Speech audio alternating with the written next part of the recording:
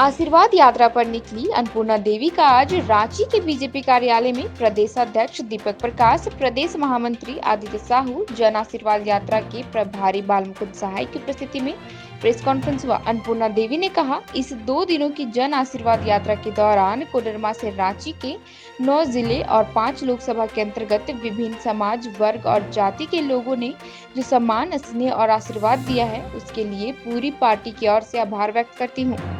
अन्नपूर्णा देवी ने प्रधानमंत्री नरेंद्र मोदी द्वारा लाई शिक्षा नीति की काफी सराहना की और कहा, इससे लोगों को शिक्षा, रोजगार दोनों के अवसर प्राप्त होंगे।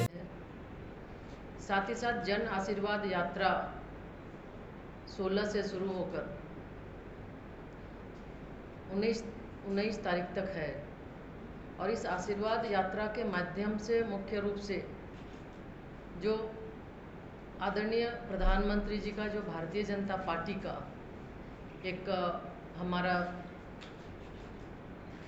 सोच है, इस मंत्रिमंडल के बाद गठन के बाद ये चीज़ दिखता है। तो हम मंत्रिमंडल गठन हुआ है, इस पर भी आदरणीय प्रधानमंत्री जी के प्रति भी आभार व्यक्त करते हैं, हमारे राष्ट्रीय अध्यक्ष जी के प्रति आभार व्यक्त करते हैं, प्रदेश अध्यक्ष जी, प्रदेश पूरी टीम के प्रति आभार व्यक्त करते हैं कि ये सम्मान झारखंड की एक बेटी और एक साधारण परिवार में जन्मे इतना बड़ा सम्मान उन्होंने दिया है। इसके लिए कोटिशः प्रधानमंत्री जी, राष्ट्रीय अध्यक्ष जी और प्रदेश अध्यक्ष जी सहित पूरी टीम।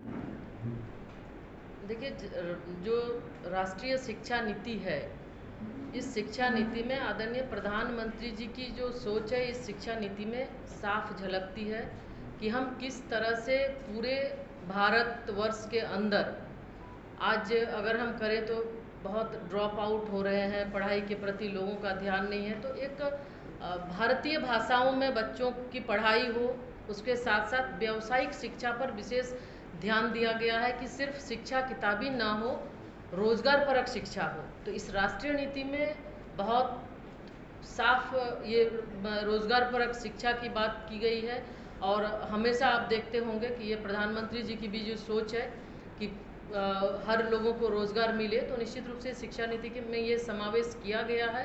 क्लास 6 से व्यावसायिक शिक्षा की ओर ध्यान दिया जाएगा कि हर एक जो भी बच्चे हैं उसको चाहे जिसमें भी इंटरेस्ट है वो व्यावसायिक शिक्षा में पढ़ाई उसकी वो कर सकते हैं। तो इस तरह राष्ट्रीय शिक्षा नीति और आपका 29 तारीख को 1 साल पूरा हुआ। 1 साल पूरा होने के बाद आदरणीय प्रधानमंत्री जी के द्वारा कई योजनाओं का लॉन्च किया गया जो राष्ट्रीय शिक्षा नीति से जुड़ा हुआ है। उसमें आप देखे होंगे 11 भाषाओं में इंजीनियरिंग की पढ़ाई, यानी अब क्षेत्रीय भारतीय भाषाओं में इंजीनियरिंग की पढ़ाई होगी।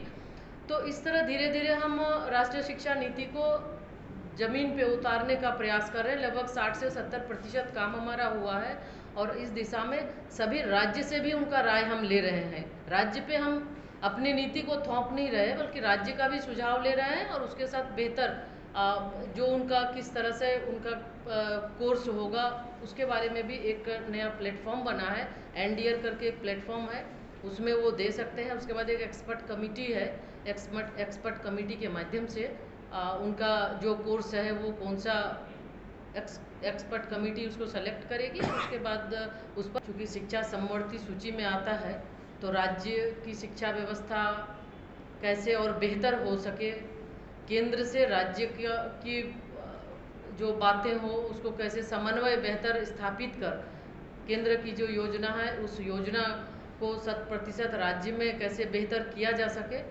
तो ये हम प्रयास करेंगे और इसमें हमें लगता है कि आप सभी मीडिया के साथियों का भी इसमें सहयोग रहेगा।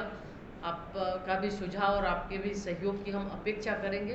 तो आज विशेष और कुछ न बताते हुए, चूँकि जिस तरह से लोगों का सम्मान मिला है, जो आशीर्वाद मिला है, हम आदरणीय प्रधानमंत्री जी के प्रति भी आभार व्यक्त। वहीं दीपक प्रकाश ने कहा, देश की आजादी के बाद पहली बार महिलाओं की मंत्रिपरिषद का गठन हुआ जो मोदी जी द्वारा हुआ है। उसमें 11 मंत्री महिला मंत्री का चुनाव हुआ है और इस गुलदस्ते में समाज के सभी हिस्सों का भागीदारी है। पूरे देश में चल रहा है। आप सबको जानते हैं कि नए मंत्री परिषद जो मोदी जी की नई मंत्रिपरिषद का गठन हुआ है उसमें सर्वस्पर्शी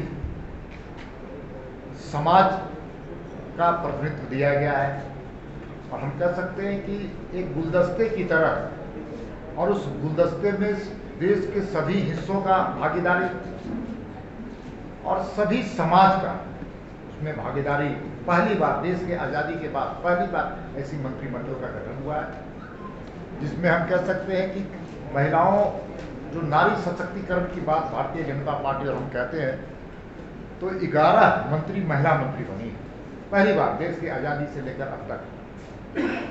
अब ओबीसी मंत्री की बात की जाए तो 27 ओबीसी मंत्री इस मंत्रिमंडल में माननीय मोदी जी ने शामिल किया है।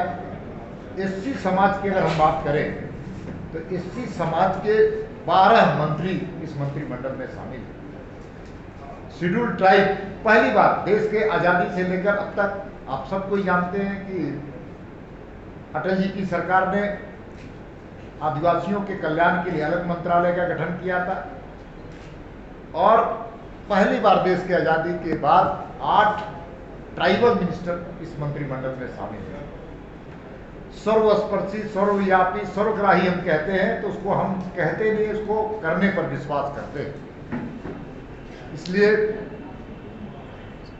जितने नए मंत्री हैं भारत सरकार में सभी का अभिनंदन उनके प्रदेशों में हो रहा है। झारखंड के संदर्भ की अगर हम चर्चा करें तो हम मोदी जी को आभार व्यक्त करते हैं